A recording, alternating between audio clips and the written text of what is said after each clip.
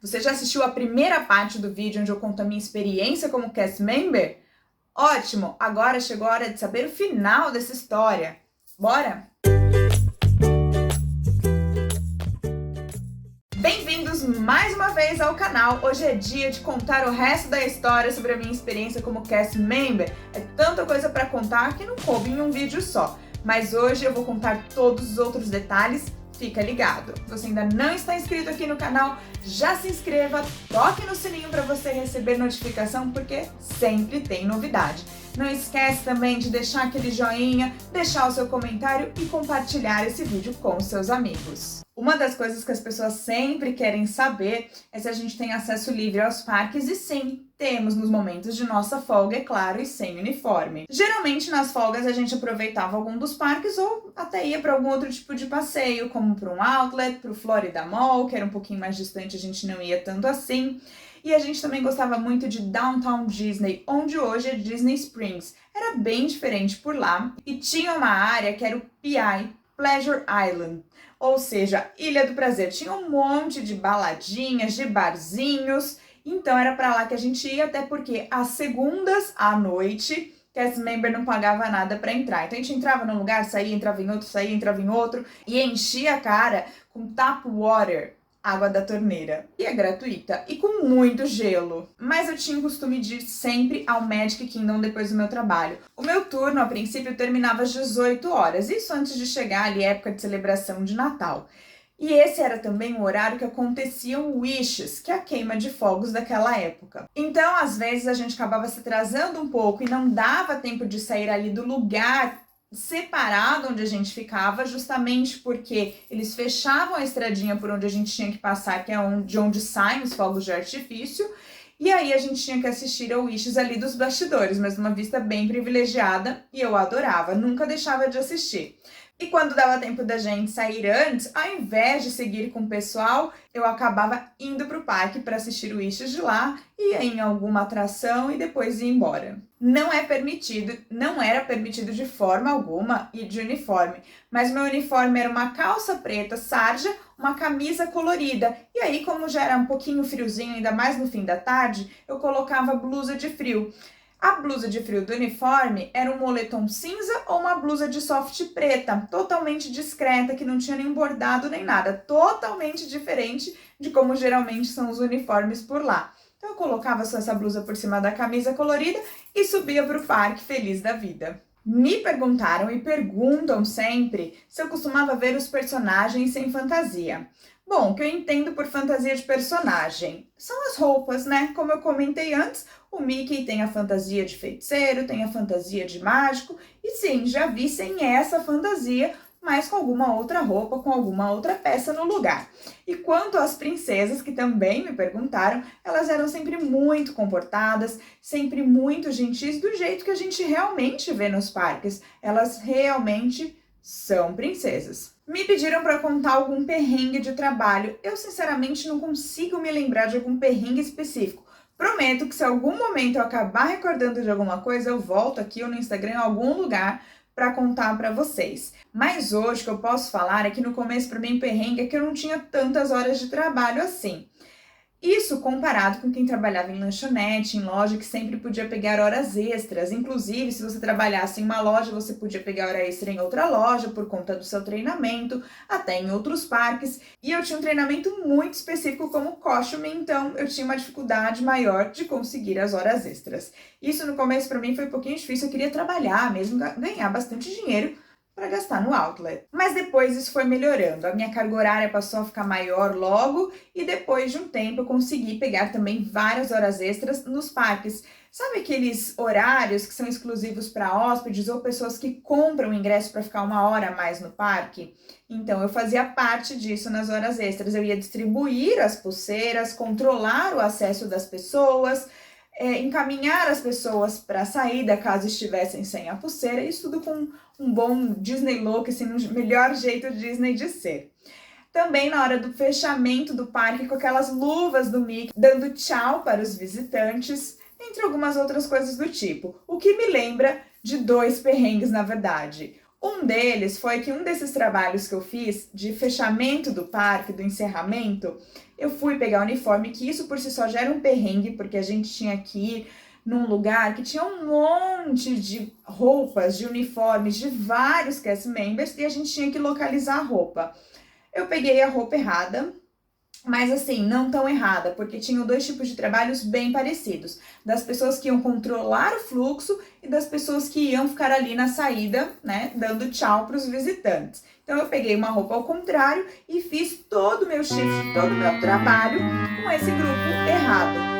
Quando eu dei por conta, no final do trabalho, a gente juntou esses dois grupos e o responsável estava um pouquinho bravo. Quando ele viu meu nome na name tag, ele reconheceu e ele estava um pouquinho bravo que eu não tinha aparecido. E aí eu expliquei a confusão, falei, poxa, acho que eu só trabalhei no lugar errado. E a pessoa que era o responsável da área em que eu realmente trabalhei, nem se deu conta que tinha uma pessoa a mais.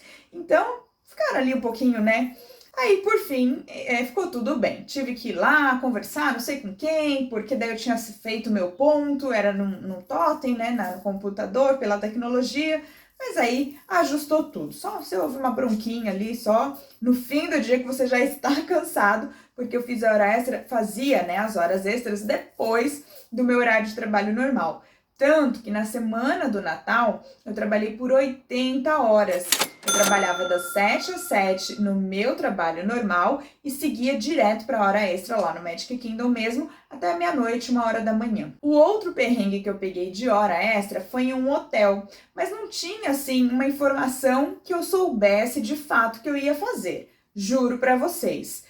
E eu não conseguia nem encontrar a entrada e não tinha ninguém por ali para eu perguntar, fiquei bastante perdida, até que apareceu uma menina brasileira também, com a mesma roupa, o mesmo uniforme que eu estava vestindo, e aí eu corri para falar com ela estava exatamente perdida como eu, e ela também tinha essa dúvida do que era de fato o trabalho, porque ela também percebeu isso de que não tinha informação, mas bora lá, estamos aqui na Disney e é para trabalhar e não só para se divertir.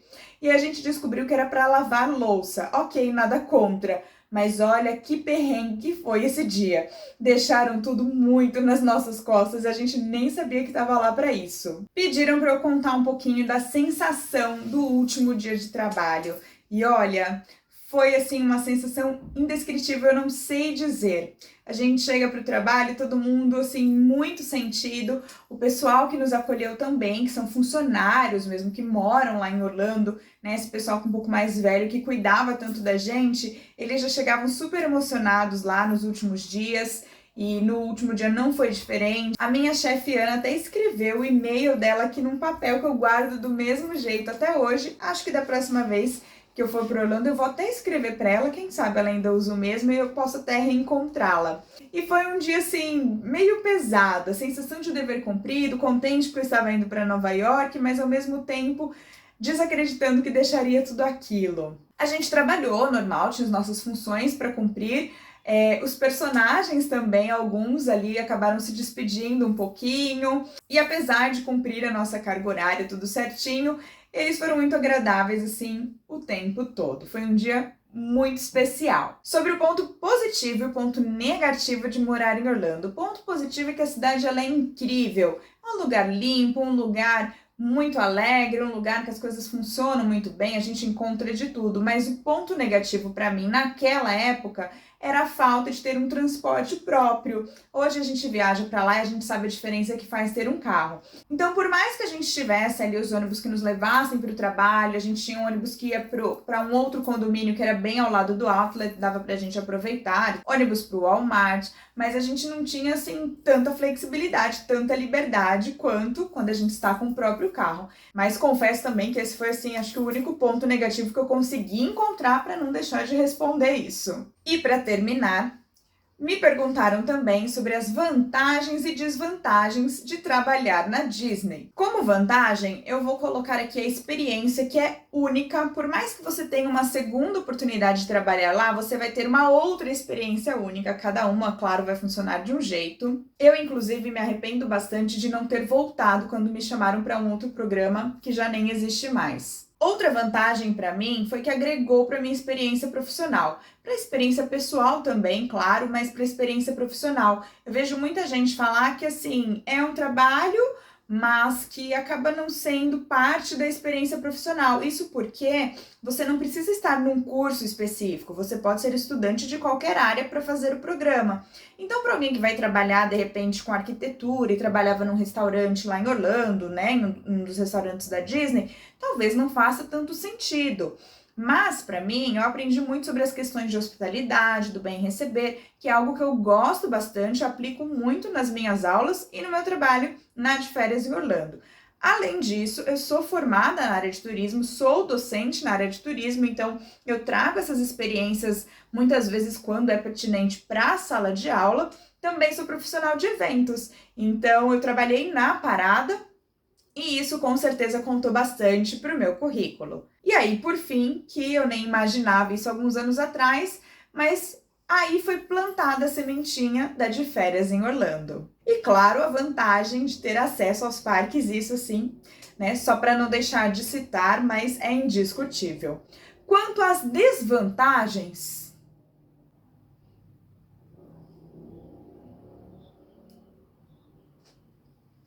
olha, eu até arrumei aqui um ponto negativo da questão do transporte. Agora, a desvantagem de trabalhar na Disney, não consegui.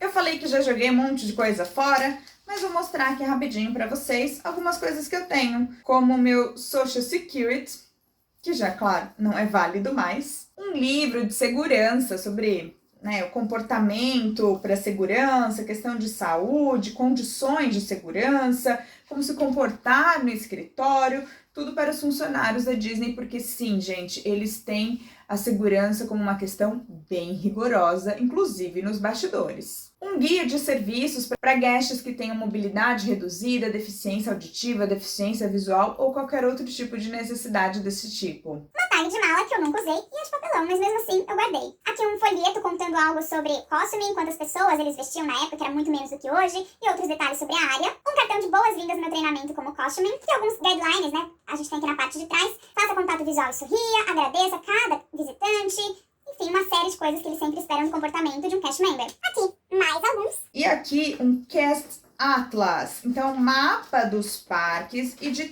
todo o complexo, contando aqui as áreas que são exclusivas para os funcionários. Tem mapa do túnel do Magic Kingdom, mostra aqui qual é o acesso de funcionário, qual é o acesso de visitante, e aí na parte de dentro o mapa completo do complexo com todos os detalhes. Outras coisas que eu guardo também. Aqui um cartão com um número de emergência, caso de necessidade, o Mickey gostaria que a gente ligasse chamando a assistência. Aqui são 7 Get Service Guidelines. Não seja nervoso, seja simpático, seja feliz, também sobre o atendimento ao visitante. Tenho aqui You've Been Discovered, um cartãozinho que a gente podia indicar alguém para o casting, para ser um membro de elenco também, mas tinha que ser americano e aí não usei, mas tá aqui guardadinho. Tenho o Seasonal Blue Pass Guide com o Blue Pass, que é o ingresso de acesso pro portador dele, né, pro cast member, ele é nominal, tem meu nome aqui atrás, mais 3 visitantes. Então, se minha família fosse pra lá enquanto eu estivesse fazendo o programa na Disney, eles podiam entrar no parque lá por uma quantidade de dias, tinha aqui uma validade, porém, isso não aconteceu, mas eu guardei o cartão, que é lindo. Tem também o ingresso do Lanuba, que fica dentro do Complexo Disney, na verdade já não é, mas o Lanuba. E esse aqui é da primeira vez que eu fui, a gente tinha desconto como cast member, então eu fiquei ali na primeira fileira, fui no dia 15 de dezembro, tem a data aqui atrás, não tem o preço, mas eu lembro que a gente pagou assim, bem mais barato do que o normal. Tenho também o ingresso do SeaWorld, que eu fui com algumas amigas, acho que no dia 30 ou 31 de dezembro, e o cartão do ingresso do Universal. Eu só fui no Universal uma vez, só fui no Universal Studios, assim como o SeaWorld também só fui uma vez. Eu fui no dia 1º de janeiro, se eu não me engano. Tem um Fast Pass, é do Test Track, uma atração do Epcot. Hoje em dia já não é, mas assim, aliás, há muito tempo, é tudo digital, tudo pelo aplicativo ou pela Magic Band. Mas isso aqui quer dizer que provavelmente eu tinha um Fast Pass do Test Track, eu estava na fila do Test Track, deu algum problema, a atração fechou, e eles me deram um outro pra eu voltar em outro momento. Ele era válido até o dia 31 de janeiro de 2007, mas eu guardei aqui de recordação e foi bom, porque já não existe mais esse modelo de Fast Pass lá em Orlando. Tem o meu cartão do Foro Pass também, que já não serve pra mais nada, porque tem o prazo, mas é uma recordação. Tem esse daqui, que é como se fosse um crachá, a gente andava sempre com ele tem um código de barras, então não lembro exatamente assim o uso dele, mas lembro que ele servia pra bastante coisa. O crachá mesmo é a name tag, que é esse daqui. Eu não coloquei para fazer o vídeo porque eu não sou funcionária, acho que não sou mais funcionária, acho que não ficaria Legal, imagina você que não é mais funcionário de uma empresa, você ficava usando um crachá da empresa. Seria a mesma coisa, então eu não quis colocar aqui, embora dê vontade de andar com isso todos os dias, eu coloquei ele aqui, ó, discretamente ali, fazendo parte do cenário. E por último, Caipirinha Card, que é um cartão telefônico. Isso porque era assim que funcionavam as coisas naquela época. A gente não tinha WhatsApp, eu nem tinha celular lá, meu celular eu deixei aqui no Brasil, lá eu não comprei celular no período que eu fiquei por lá. Andava realmente assim, sem falar com as pessoas. Quando eu queria falar com algum vizinho, algum colega, alguém que morasse por lá, a gente ligava pelo telefone de casa, que a gente tinha direito. E quando eu queria ligar para o Brasil, eu comprava o Caipirinha Card, que custava $5 e tinha sei lá quantos minutos, porque tinham vários truques, vários jeitos de fazer ele render um pouquinho mais. E aí ligava aqui para o Brasil, principalmente para os meus pais. Então, não ligava toda hora, ligava de vez em quando. E aí me perguntam, mas e seus pais, eles não te ligavam? Não. É normal, gente, a gente é assim mesmo. E na época a gente tinha um Orkut, eu acho que minha mãe talvez tinha Orkut, talvez a gente se falasse por lá, mas não tenho nem muita certeza. E assim, cheguei ao final desse vídeo, enfim. Espero que vocês tenham curtido. Se tiver alguma dúvida, pode deixar aqui no comentário. Lembrem-se sempre que esse vídeo é baseado na minha experiência lá em 2006 e não necessariamente como você deve fazer para ir agora na atualidade, tá? Para isso, busquem as informações nos canais oficiais. Espero que vocês tenham curtido muito, porque eu adorei, como eu sempre adoro falar sobre esse assunto. Obrigada por voltarem a assistir a segunda parte da minha experiência. Conta aqui nos comentários o que vocês mais gostaram, se tiver alguma dúvida, o que mais vocês gostariam de saber. E eu também quero saber de vocês.